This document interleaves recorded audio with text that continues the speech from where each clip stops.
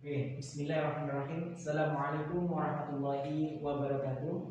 Alhamdulillahirrahmanirrahim. Wassalatu wassalamu ala asyrafil anbiya'i wal mursalin wa ala alihi wa sahbihi ajma'in amma ba'du. Oke, baiklah. Di sini izinkan saya memperkenalkan diri. Nama saya Muhammad Hanafi, NPM 1741010055 dari jurusan Komunikasi dan Penyiaran Islam, Fakultas Dakwah dan Ilmu Komunikasi, Universitas Islam Negeri Raditya Lampung. Di sini saya akan sedikit menjelaskan materi tentang berhubungan dengan public relation. Sebelum kita mulai, perlu kita ketahui bahwasanya public relation adalah usaha yang direncanakan secara terus-menerus dengan sengaja guna membangun dan mempertahankan pengertian timbal balik antara organisasi dan masyarakatnya. Dalam public relation terdapat dua hubungan dalam suatu perusahaan, yakni hubungan internal dan hubungan eksternal. Pertama, kita bahas tentang hubungan internal. Apa sih hubungan internal? Hubungan internal public relation adalah publik yang menjadi bagian dari unit atau badan perusahaan atau organisasi itu sendiri. Publik internal ini disesuaikan dengan bentuk daripada organisasi yang bersangkutan, tergantung dari sifat, jenis, dan karakter dari organisasinya. Pihak-pihak yang berada di dalam atau yang tercakup dalam suatu organisasi yaitu karyawan, pemegang saham, keluarga karyawan, manajer, top eksekutif, dan buruh. Kemudian ada jenis-jenis hubungan internal. Apa saja sih jenis-jenis hubungan internal public relation? Yang pertama ada employer relation. Apa sih employer relation? Employer relation adalah satu bentuk hubungan dalam public relation yang mengatur hubungan antara perusahaan dan karyawannya. Relation dilakukan antara lain adalah untuk menciptakan bentuk hubungan atau komunikasi dari dua arah yang baik antara pihak manajemen dan dengan para karyawannya dalam upaya membina kerjasama dan hubungan yang harmonis di antara keduanya. Dalam rangka membina hubungan baik dengan para karyawannya, perusahaan dapat melakukan kegiatan-kegiatan seperti halnya yang pertama ada memberikan pengumuman kepada para karyawan, semisalnya memberikan pengumuman hari libur, memberikan pengumuman kenaikan gaji atau yang lainnya. Kemudian ada buku pegangan karyawan, ada personal cell, pertemuan berkala, kotak suara, hiburan, olahraga, study tour dan training, dan memberikan hadiah-hadiah ataupun penghargaan kepada para karyawan yang memiliki kinerja yang lebih baik. Kedua ada human relation.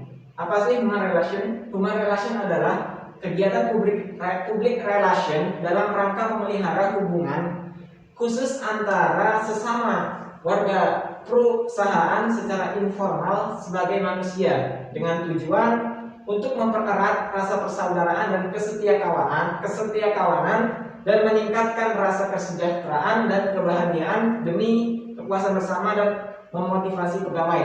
Kemudian salah satu bentuk kegiatan human relation diantaranya yaitu bimbingan konseling.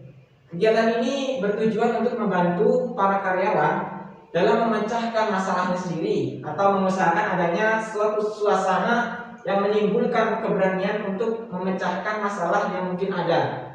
Kemudian yang ketiga ada labor relation. Apa sih labor relation? Labor relation adalah kegiatan public relation dalam rangka memelihara hubungan antar pemimpin dan serikat buruh dalam perusahaan. Tujuannya apa? Tujuannya adalah dari hubungan ini nanti akan menambah suatu hubungan yang harmonis antara kedua belah pihak. Misalnya menyelesaikan kasus tentang ada rasa permusuhan terhadap pimpinan dan sebagainya. Kemudian yang ketiga nanti ada alur komunikasi hubungan internal public relation. Alur komunikasi internal dalam organisasi meliputi tiga hal. Yang pertama ada upward communication atau bawahan ke atasan, kemudian ada down communication atau atasan ke bawahan, dan ada horizontal communication yakni antar sesama pegawai. Kemudian yang keempat ada fungsi hubungan internal public relation. Yang pertama mengkomunikasikan kebijaksanaan direksi dan manajemen karyawan. Kemudian yang kedua menjelaskan perubahan kebijakan direksi dan manajemen agar karyawan memahami dasar pengambilan keputusan yang diambil. Kemudian yang ketiga membangun jaringan komunikasi interaktif antar karyawan, pers, pemerintahan, masyarakat sekitar, rekan, pemasok barang, pelanggan, bidang pendidikan maupun publik umum. Nah, yang kedua ini ada jenis-jenis hubungan eksternal public relation. Yang pertama ada consumer relation.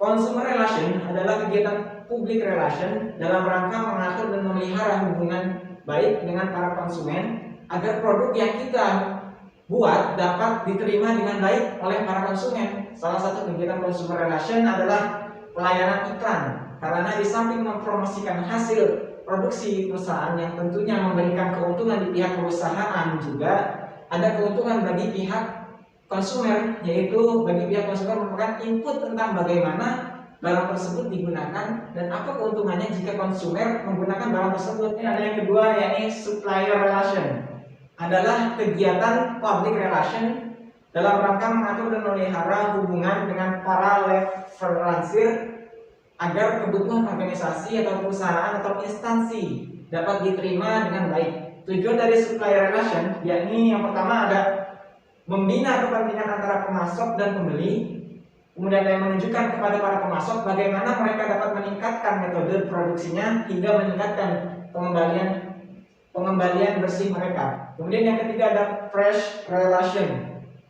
Apa sih fresh relation? Fresh relation adalah kegiatan public relation dalam rangka mengatur dan membina hubungan baik dengan pihak pers.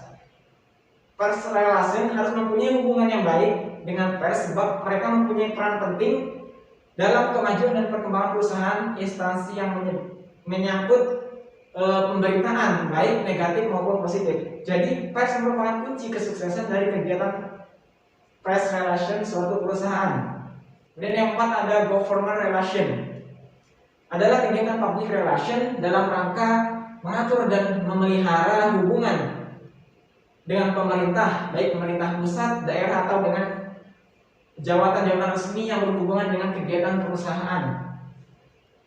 Kemudian apa sih kegiatan-kegiatan dari government relation? Di antaranya ada memberikan ucapan selamat hari jadi pemerintah daerah ataupun pemerintah kota. Kemudian ada pengiriman agenda bagi instansi pemerintah terkait. Kemudian yang terakhir ada mengundang pejabat pemerintah untuk meresmikan suatu acara perusahaan.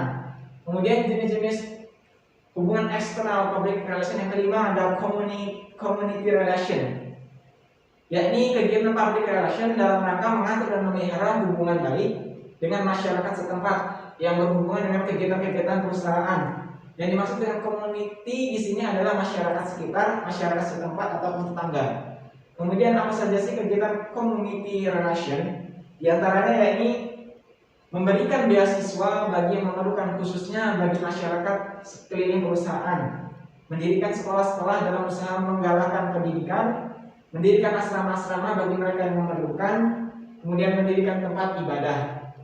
Kemudian jenis hubungan eksternal selanjutnya yakni ada education relation, adalah kegiatan public relation dalam rangka mengatur dan membina hubungan baik dengan lembaga pendidikan. Bentuk-bentuk hubungan education relation diantaranya memberikan sumbangan dana untuk pendidikan, memberikan sumbangan untuk pembangunan sekolah, memberikan beasiswa, dan menjadi bapak asuh bagi siswa yang berprestasi. Kemudian yang terakhir ada general relation, adalah kegiatan public relation guna mengatur dan membina hubungan baik dengan public relation, dengan publik umum, sehingga produk atau jasa dari perusahaan kita dapat menjadi perhatiannya, dan selanjutnya publik umum ini dapat menjadi konsumen atau pelanggan kita.